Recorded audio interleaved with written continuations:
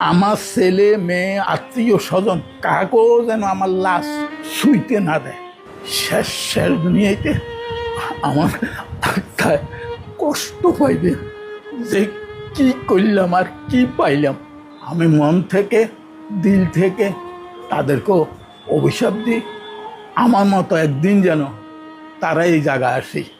এদেরকে সোনার স্বামীসো করে মানে দুধ খাওয়াইছিস, এত বেশি ভালোবাসছ না। তোমারে এরা জীবনে বহুত কষ্ট দিব।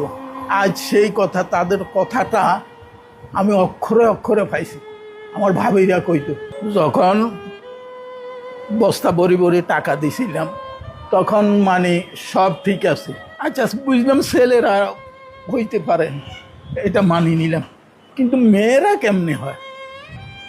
মেয়েরা কেমনে বাপকে এত অস্বীকার করে? মানে আমার জীবনে এই প্রথম দেখলাম আপনাদের কাছে এবং আইনের কাছে আমি একটা ডায়েরি দিয়ে যাব, এই ডায়েরিটা আপনারা থানায় পৌঁছাই দিবেন, আপনাদের দায়িত্ব, বুঝছেন? এই ডায়েরিতে আমার সব কিছু লেখা আছে, তারা আমার সাথে কি করছে।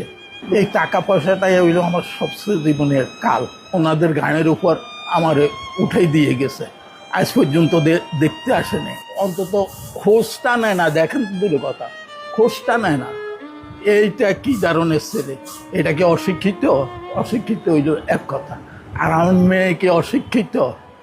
যে মেয়েরে আমি পুতুলের মতো রাখছি, বুঝছেন? আমি কি তাদের কাছে টাকা পয়সা চাইছি? কিচ্ছু চাইনি, ভালোবাসা চাইছি। যাকে এটা আমার ভাগ্য আছে। আমার জীবনে আমি বহুত বিদেশ করছি, বহুত টাকা কামাইছি, বহুত টাকা খরচও করছি, বুঝছেন?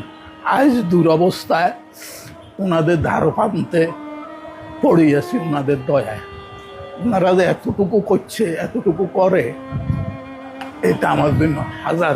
আমার শুধু একটাই অনুরোধ থাকবে, আপনারা এই জিনিসটা মানুষে দেখাইবেন, আমার ছবিটা দেখাইবেন, ছেলে মেয়ে যেন দেখতে পায় যে তার বাপ কী অবস্থা আছে, বুঝলেন?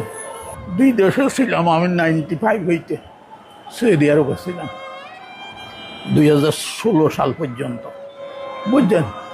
তারপরে যখন বস্তা বড়ি বড়ি টাকা দিছিলাম তখন মানে সব ঠিক আছে, ছেলে ঠিক আছিল, মেয়ে ঠিক আছিল, সব ঠিক আছে। যখন মানে টাকার প্রশ্ন উঠছে, আমার একটা এফডিএস ছিল, এই যে আমার ছোটো ছেলেটা যে আমেরিকান এম্বাসিতে চাকরি করে, এ ছিল